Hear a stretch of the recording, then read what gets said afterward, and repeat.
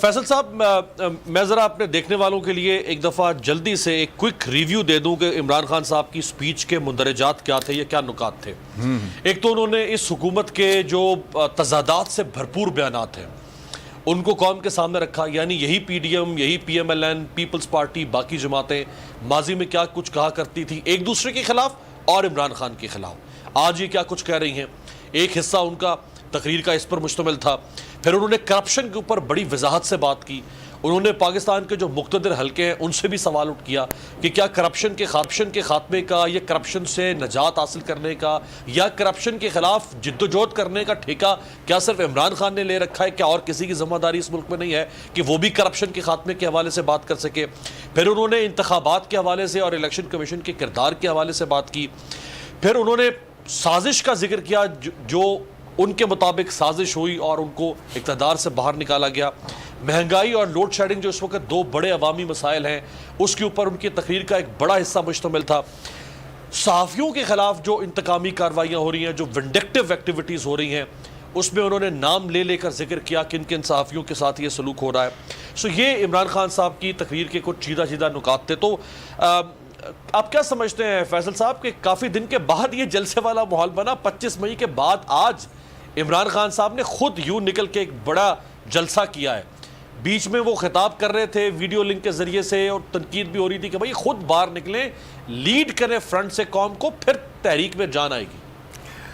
امیر عباس، آپ نے سارے پوائنٹس بتا دی۔ میرے خیال ہے اس وقت جو موجودہ صورتحال ہے اس کے اندر انہوں نے جس انداز کے اندر دوبارہ سے پوری قوم کو جگا دیا ہے اور ہر اینگل کو ڈسکس کر لیا ہے، اور جس طرح سے وہ کلپس چلائے ہیں، اور خاص طور پر انہوں نے جو جملے کہے ہیں، آپ نے اس کا ذکر تو کر دیا، لیکن وہ جملہ میرے خیال میں آج تک کسی سیاسی جماعت کے کسی لیڈر نے اس انداز میں نہیں کہا کہ کرپشن جو ہے وہ صرف میرا ٹھیکہ نہیں ہے،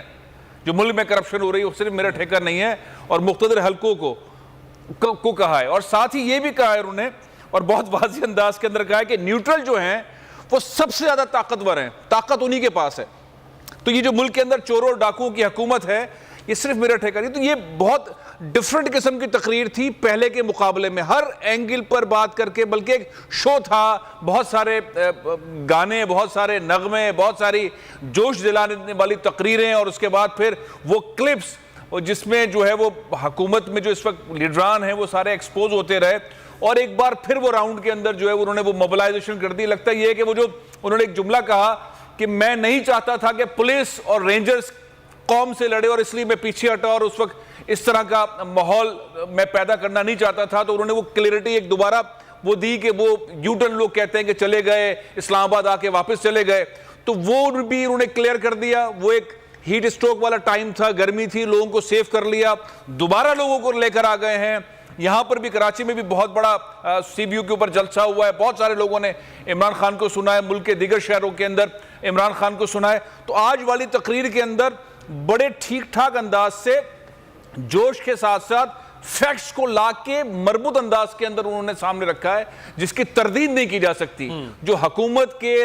جو وزراء ہیں، پرائم منسٹر صاحب ہیں، ان کے صاحبزادے ہیں جو اس وقت بات کرتے تھے، مفتاح اسماعیل صاحب ہیں، احسن اقبال صاحب ہیں، جو گفتگو فرماتے تھے، ان کا پھر ایک بار مطالبہ کر دیا ہے۔ تو چیزیں جو ہیں وہ عمران خان نے جو گیپ تھا اس گیپ کو فل کر دیا۔ سبسکرائب کریں اور بیل دبائیں تاکہ کوئی خبر رہ نہ جائے۔